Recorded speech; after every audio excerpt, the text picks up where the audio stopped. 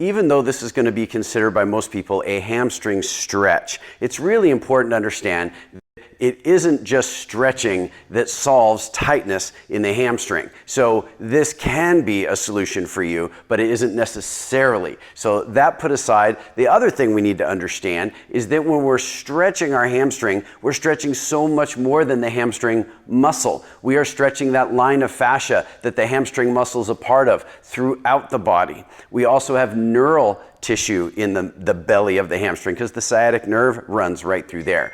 Just recognize that when we go through this process, we are going to be doing a lot of mobility for a lot of things, and actually we're going to sneak in a little stability training as well. Here's the setup. You need to find something to put your foot up onto that feels like a relatively mild stretch to you. So when you go to put your foot up on that, if it is too easy, you won't get change. If it is too hard and the stretch feels strong to you, recognize that you're creating a perception of threat to your body because it's concerned that if it's a strong stretch, it only takes a little bit more for something to tear. And so you're not going to get results. So make sure that where you start is something that feels like a relatively small stretch. The other thing to point out is the foot on the ground matters a lot. Now, if my leg that I'm stretching is up there and the other leg is pointing like this, they're not pointing the same direction. So I need my body, my leg that's up here, and my foot on the ground all pointing the same direction. When I have that, now I have the setup. And here's the drill. We are going to do a reach in this line.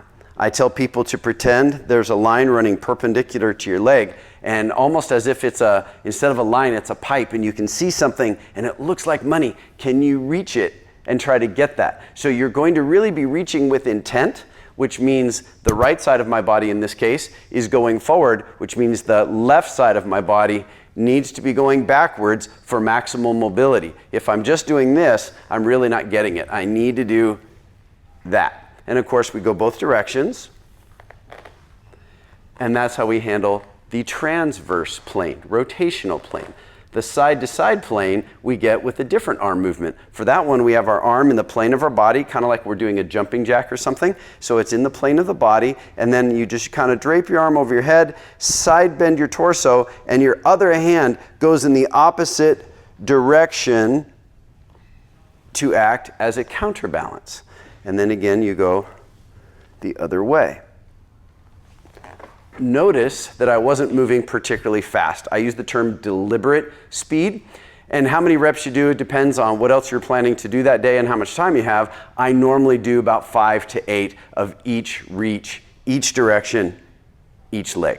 So there you go, hamstring stretch with reaches. If you have any questions, put them in the comment section. If you have any things nice you want to say, put them in the comment sections. Thank you for watching.